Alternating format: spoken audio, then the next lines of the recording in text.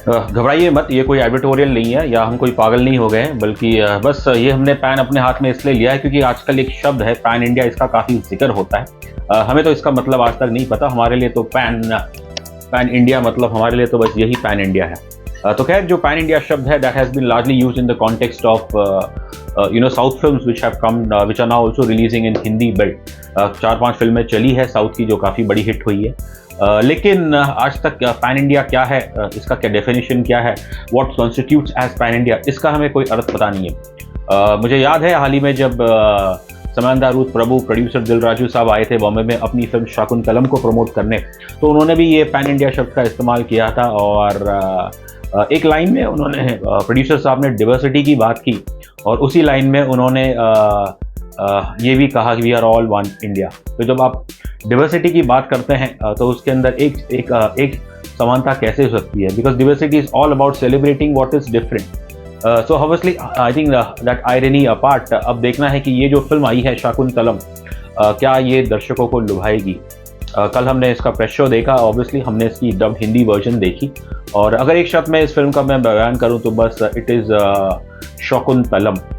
ये हम इसलिए कह रहे हैं क्योंकि प्रमोशन के दौरान समंता रूथ प्रभु और दिल राजू साहब ने, इवन द डायरेक्टर गुनासेकर, उन्होंने ये कहा था कि ये फिल्म आपको कहीं ना कहीं एक डिज्नी लाइक एक्सपीरियंस देगी। तो डिज्नी तो आपको यहाँ बिल्कुल देखने को नहीं मिलेगा, but what you get to see is simply Shakuntalam. जैसा नाम है, ऑब्वियसली ये एक मिथोलॉजी की कहानी है। It is based on the legend of queen Shakuntala, और जिसका पहली बार डिस्क्रिप्शन महाभारत में हुआ था, और फिर 4th सेंचुरी सीई में जो नोटेड प्ले राइट है कालिदास, उन्होंने इसके ऊपर एक प्ले लिखा था ऑफ द सेम टाइटल। माफ़ करना, अगर फिल्मों की बात करूँ तो 1940 में इस विषय पे पहली फिल्म आई थी, जो कि एक तमिल फिल्म थी जिसके अंदर the great M S Subbulakshmi, उन्होंने ये शकुंतला का कैरेक्टर प्ले किया था। फिर 3 साल बाद वी शांताराम साहब ने शकुंतला बनाई थी और उसके अंदर जयश्री ने ये कैरेक्टर निभाया किया था। इन दी 7 डेकेड्स हमने काफ़ी ट्रांसलेशन देखे हैं, both domestic as well as international. अब मेरे ख्याल से बड़े पर्दे पे कई सालों के बाद इस कहानी के ऊपर एक फिल्म आई है, और नॉर्मली बड़ा ब्रेव रहता है मुझे लगता है आज के दौर में एक मिथोलॉजी को उसके ट्रेडिशनल फॉर्मेट में कहना।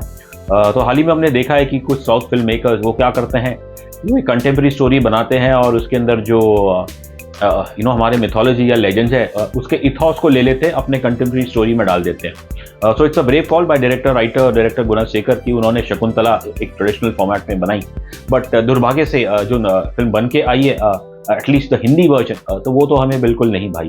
आई थिंक फिल्म की जो सबसे बड़ी प्रॉब्लम है वो है इसका स्क्रीन प्ले ये है, और एक कहीं ना कहीं हमें भले ये फिल्म 2-2.5 घंटे की है, लेकिन ऑल थ्रू आउट हमें एक रस स्क्रीन प्ले लगा, और बस ऐसा लगा कि बस डायरेक्टर साहब ने किताब पढ़ी होगी मिथोलॉजी, और बस जो उनके मन में आया वैसा ही उन्होंने एक स्क्रीन प्ले बना दिया। मैं ये नहीं कहूँगा कि फिल्म की लैंग्वेज में प्रॉब्लम है, द लैंग्वेज इज़ फाइन। जो इसमें आपको हिंदी सुनने को मिलेगी वो जाहिर है उस ज़माने की लगती है, लेकिन प्रॉब्लम है कि जो इसमें किरदारों के वे जो वॉइस ओवर दे रहे हैं वो आवाज़ हमें बहुत ही डिसअपॉइंटिंग लगी है। और कहना पड़ेगा कि समंता रूथ प्रभु, मेरे ख्याल से उन्होंने अपने कैरेक्टर के लिए खुद हिंदी वर्जन के लिए डब किया है, और सबसे बड़ी कमज़ोर कड़ी इस फिल्म की कहना पड़ेगा समंता रूथ प्रभु ही है, बिकॉज उनकी आवाज़ एक थकी हुई लगती है, पेन्स टेकिंग टोन है, और उनका कैरेक्टर भी आप देखेंगे शुरू से अंत तक एक रोते हुए बच्चे की तरह है, और उनका मुंह भी ऐसा है कि हमेशा जैसे कोई सूजा हो, मैं बीमार पड़ी हूँ। तो ऐसा कैरेक्टर कैसे आपको अपील करेगा? जाहिर है किसी ने शकुंतला को देखा नहीं है वो कैसी थी, बट ये जो रिप्रेजेंटेशन हमें इस फिल्म में देखने को मिला है, माफ़ करना पड़ेगा, वो हमको बिल्कुल नहीं पसंद आया। हाँ, फिल्म में अच्छी बात यह है कि जो मैंने लैंग्वेज की जिक्र की, हाँ 1-2 जगह शायद उर्दू शब्द इस्तेमाल किए हैं, बट दैट्स पार्डनेबल। और जो इसका मैं कहूँगा जो इसका एक कॉस्ट्यूम डिज़ाइनिंग है by Neeta Lulla, that's fine. वो देख के लगता है कि हाँ उस ज़माने के लोग ऐसे ड्रेस होते होंगे, और जो गलतियां हमें आदि पुरुष टीजर में देखने को मिली वैसी गलतियां आपको इस फिल्म में बिल्कुल नहीं देखने को मिलेगी। लेकिन दुर्भाग्य से जो इसका प्रोडक्शन डिज़ाइन है वो बहुत ही, मैं कहूँगा अगर कड़वे शब्द में कहूँ तो बहुत ही बेकार है। मतलब कुछ सीन्स तो ऐसे हैं कि मतलब आई थिंक एक हमें मजाकिया सीन लगता है कि हाँ हम इस बात को मानते स्वीकारते हैं कि उस ज़माने में लोग काफ़ी तंदुरुस्त थे, जेनेटिकली स्ट्रॉन्ग थे, वो शायद कठिन कंडीशन में रह सकते थे, बट यहाँ पीछे बर्फ़ गिर रही है, ऊपर बर्फ़ गिर रही है, लेकिन स्नो का एक भी फ्लेक किसी भी कैरेक्टर के सर या बदन पे कुछ गिरता नहीं। So that's a kind of visual you get to see. और समांथा और प्रोड्यूसर दिल राजू साहब ने कहा था कि ये अब एक डिज्नी लाइक फिल्म होने वाली है। डिज्नी का तो पता नहीं, बट इसके जो VFX है वो माफ करना, ये सॉरी टू से, but it's very very poor. और एक सीन में तो ऐसा लग रहा है कि जैसे एक डमी शेर को वहाँ पे रखा हुआ है, और that's playing out in front of your screen. So poor VFX और पुअर स्क्रीन प्ले मैं कहूँगा। बट सबसे ज़्यादा जो डिसअपॉइंटिंग है कि तकरीबन सभी एक्टर्स ने आपको नाराज़ किया है इसमें जो मेन ब्लेम जाता है वो है समांथा रूथ प्रभु को। और जो देव मोहन साहब है, जिनके बारे में हम इतना नहीं जानते, बस मेरे ख्याल से उनको इंडस्ट्री में आए हुए बस 2-3 साल ही हुए हैं, और वो हमें बिल्कुल कहना पड़ेगा बहुत ही कच्चे लगे। उनकी परफॉर्मेंस में बस ये कहूँगा कि he is playing king Dushyant. और ये कहानी ऑब्वियसली किंग दुष्यंत और शकुंतला की लव स्टोरी की है, लेकिन दुर्भाग्य से इनके जो भी सीन्स है, रोमांटिक सीन्स है, उसमें कहीं ना कहीं आपको पैशन नहीं दिखेगा। एक पोस्ट स्टेज मैं कहूँगा रोमांस लग रहा है इसका। और when the actors themselves are not up to the mark, तो दुख होता है कि ये लेजेंडरी कैरेक्टर्स है ये, और what we get to see on the screen is definitely not at all impressive. देव मोहन साहब, बस इतना कहूँगा, he can give Prabhas a run for his money when it comes to Hamfest। और वो दोनों अकेले नहीं है, समांथा और देव मोहन, फिल्म के तकरीबन सभी कैरेक्टर्स यहाँ पे काफ़ी हैमिंग करते हैं, और जिसके अंदर हमें दुर्भाग्य से कहना पड़ेगा सीजन एक्टर मधु और गौतमी भी है। देयर इज़ मोहन बाबू साहब जो दुर्वासुरा का कैरेक्टर निभा रहे हैं, एक ऋषि मुनिवर जो बहुत ही अपने क्रोध के लिए जाने जाते थे और बार शराब देते थे।